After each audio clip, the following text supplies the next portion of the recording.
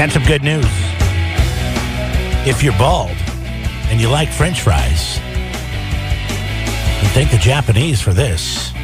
They've discovered that the potential cure for baldness in men, McDonald's French fries. Did you hear how they tested this?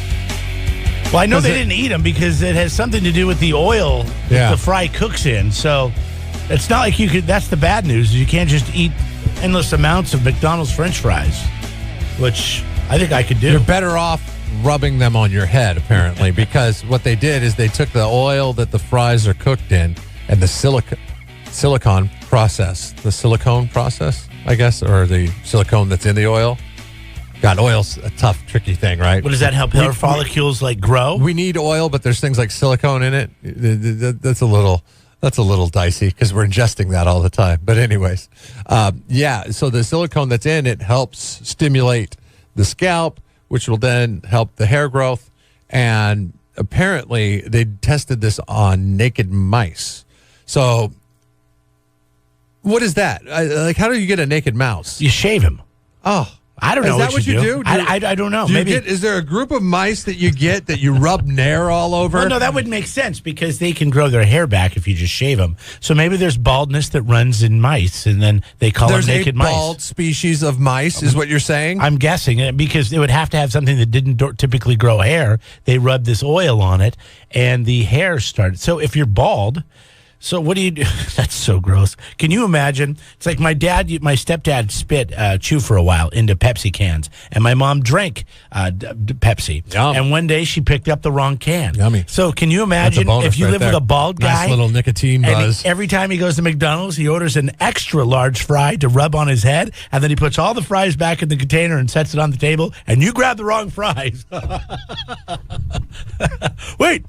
Is there hair in this fry? Hey, George, guess what? Yeah, so I don't know. But they're on to something. I mean, so, they'll figure out some kind of, oil that you can rub on your head and maybe you'll grow some hair. There's those stories out of the mid-2000s that ESPN, when they lost all their really good talent, they were trying to force them to do like endorsements for things that they did not want to do, like P90X.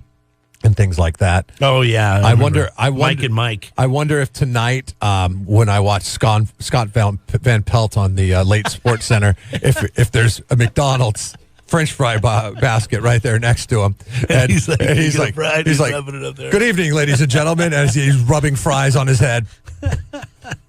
Oh, that's so funny. My wife is way into taking vitamins and echinacea and zinc every day, and she tells me that's why I'm sick. And I think I still sound sick because I still am. I woke up this morning and my chest was a bit verklempt, really tight again, like it was last week. And I'm like, come on, this is never going to go away. This is going to be some kind of plague. But she's always telling me you're not doing. She's all I wouldn't say she's into alternative medicine or anything, but she rubs essential oils all over herself at night. And that's great. I don't know. It's just these people that... hey, you know what? It's fine. If that makes you comfortable to rub oils on yourself or French fries on your head or whatever, then, go right ahead. The first 6 months of my son's life, where he was a tyrant, okay? He was not happy. He did not... Nothing could appease him. I think it was a lot had to do with that thing called colic that they cough up. What is that, by the way? I have no idea what some kind of symptoms is very, very, very common amongst children in their first 6 months of development. It's something in their lungs? Yeah, something. Like I have? I couldn't tell you. Do I have colic? Listen to this. No, I think you're fine. I think I'm not fine. More to do with the colic, but we took this. We're willing to try anything.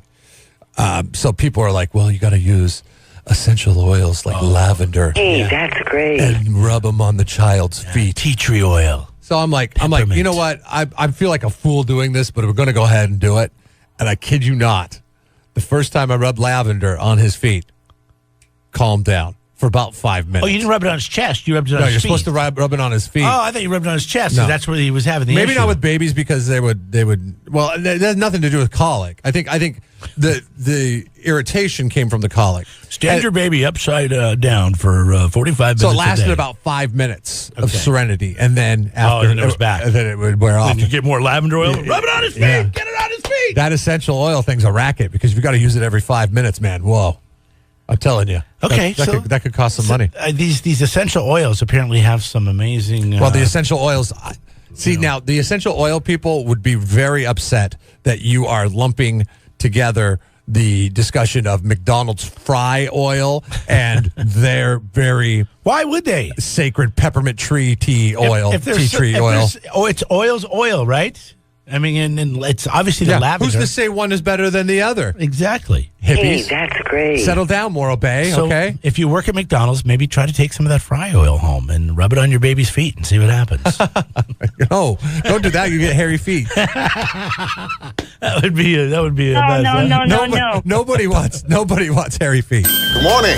Jeff and Jeremy in the morning on 93.3 KZOZ.